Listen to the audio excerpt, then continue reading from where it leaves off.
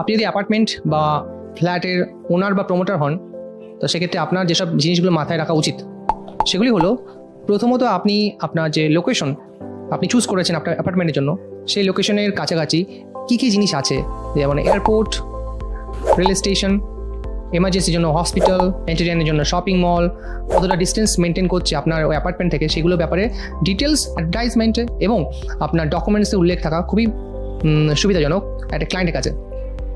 দ্বিতীয়ত, আপনি কোন ধরনের ডিসকাউন্ট দিচ্ছেন এবং কোন ধরনের লোন ফ্যাসিলিটিস দিচ্ছেন আপনার এই অ্যাপার্টমেন্ট বিক্রি করার জন্য। আপনার যে ডিসকাউন্ট আছে সেটা আপনার কম্পিটিটর অনুযায়ী কতটা সহজলভ্য এবং সুবিধাজনক ক্লায়েন্টের জন্য, সেই ব্যাপারেও আপনার একটা ক্লিয়ার একটা ভিউ থাকা দরকার আপনার ডকুমেন্টসে অথবা আপনার অ্যাডভার্টাইজমেন্টে। তৃতীয়ত, আপনি যদি ডিজিটাল মার্কেটিংয়ের মাধ্যমে অথবা অনলাইনে মার্কেটিং করেন, সেক্ষেত্রে আপনি কোন ধরনের টার্গেটেড অডিয়েন্সকে আপনি টার্গেট করছেন সেই ব্যাপারে আপনার ক্লিয়ার ভিউ থাকা দরকার। ফর এক্সাম্পল, আপনি যদি নিউলি ম্যারিড কোনো ক্লায়েন্টকে আপনি টার্গেট করতে চান, সেরকম একটা টার্গেটেড অডিয়েন্স সেট আপ করার ব্যবস্থা আছে ফেসবুকে।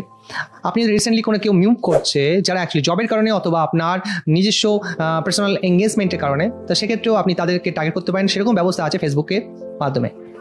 তো এরকমই মার্কেটিং করার সময় বা অনলাইনে আপনার প্রমোশন বা অ্যাড চালানোর সময় এই ব্যাপারগুলোকে অবশ্যই খেয়াল করা উচিত। চতুর্থ, আপনার যে ইন্টেরিয়র কেমন হবে তার যদি ডিজাইন আগে থেকে করা থাকে কোনো ডিজাইনের মাধ্যমে, সেই ডিজাইনটা দিয়ে আপনি অনেকটা কাজ করতে পারেন। প্রথমত আপনি কাজ করতে পারেন মার্কেটিংয়ের জন্য। আপনি সেই ডিজাইনটাকে শোকেস করে আপনি ফেসবুকে অথবা অনলাইনে যে কোনো প্ল্যাটফর্মে অথবা আপনার ওয়েবসাইটে আপনি সেই ইন্টেরিয়র ডিজাইনটা প্রমোট করে আপনি আপনার কম্পিটিটরের তুলনায় আরও বেশি আপনার অ্যাপার্টমেন্টের ব্যাপারে আরও ভিউ আপনার ক্লায়েন্টকে আপনি দেখাতে পারেন। পাশাপাশি আপনি ওই ডিজাইনের মাধ্যমে আপনি একটা অফার ক্রিয়েট করতে পারেন, যে অফারটা যে কোনো ক্লায়েন্ট আপনি নিতে পারে, কারণ কি ওরাও জানে যে কোনো অ্যাপার্টমেন্টের ডিজাইন করাতে গেলে একটা ভালো কস্ট দিতে হয়। সেই ডিজাইনটা যদি আপনি ফ্রি ওদেরকে প্রপোজ করেন, সেক্ষেত্রে সেই ডিজাইনের জন্য অনেক সময় অনেক ক্লায়েন্ট কী করবে, একটা রেট ফিক্স করে সে ফ্ল্যাটটা কিনতে চাইবে। পাশাপাশি আপনি নিজস্ব জানেন যে অনেক ক্লায়েন্ট আছে যারা অ্যাকচুয়ালি ভিজিট করার সময় পায় না, তাদের ক্ষেত্রে আপনি এই প্রপোজগুলো করতে পারেন, অথবা অনলাইনে আপনি স্ক্রিন শেয়ার করে আপনার এই ডিজাইনটা ক্লিয়ারলি আপনি ক্লায়েন্টদেরকে দেখাতে পারেন স্ক্রিন শেয়ার করে, যেখানে আপনি অনলাইনে কনসাল্ট করে এবং তার কনভার্সন ক্রিয়েট করে আপনি ওই ক্লায়েন্টদেরকে কনভার্ট করতে পারেন ওই ডিজাইনের মাধ্যমে। এবং ডিজাইন যদি থাকে তাহলে সেক্ষেত্রে আপনি অনেক ডেকোরেটরকে আপনি কি হায়ার করে বা তাদেরকে কন্ট্রাক্ট দিয়ে ওই ডিজাইনকে ফেলে আপনি অনেকটা কাজ আপনি আগিয়ে নিতে পারেন।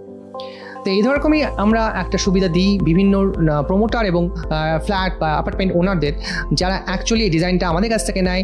মার্কেটে যে রেট আছে, যা actually 35 to 1 lakh per floor, যেখানে 4টে থেকে 5টা ফ্ল্যাট আছে বা অ্যাপার্টমেন্ট আছে, তাদের একটা কাজ কমপ্লিট করতে এরকম রেট পড়ে 35,000 to 1 লাখ। সেই রেটটা আমরা বাল্কে যেহেতু কাজ করি, সেহেতু আমরা 10 to 15,000 কমপ্লিট করতে পারি। তো অবশ্যই আমাদের সঙ্গে কন্ট্যাক্ট করুন এবং আপনার ডিজাইনের জন্য আলোচনা করুন আমাদের সঙ্গে, যেটা ফ্রি অফ কস্ট আপনি কনসাল্ট করতে পারেন আমাদের সাথে, এবং ডিজাইনটা আমরা অনলাইনে শেয়ার করে সব রকমের কমপ্লিট আমরা একটা কাজ ডেলিভারি দিই, এবং প্রত্যেকটা রেট আমরা আলাদা আলাদাভাবে নিই। যদি ওয়াক থ্রু হয় একটা রেট, তা আপনি যদি স্লাইডিং ভিডিও নেন সেখানে একটা রেট, এবং স্লাইডিং রেন্ডার যদি হয়, সিম্পল শুধু রেন্ডার হয় তাহলে একটা রেট। এবং পাশাপাশি আমরা র ফাইল আমরা শেয়ার করি, যে র ফাইলটা আপনি ঘুরিয়ে ফিরে আপনার ক্লায়েন্টকে দেখাতে পারেন যে ইন্টেরিয়র ডিজাইন কেমন হবে, তার প্লেসিংটা কেমন হবে। এরকমই সুবিধা পেতে অবশ্যই আমাদের দেওয়া নম্বরে কল করুন, এবং আপনার যে বিজনেস আছে, আপনার যে সেলস রেশিও আছে, আপনি আরও বাড়িয়ে নিন এইসব প্ল্যানিংয়ের মাধ্যমে, যদি আপনি অ্যাপার্টমেন্ট বা ওনার বা কোনো বাড়ির ওনার হন।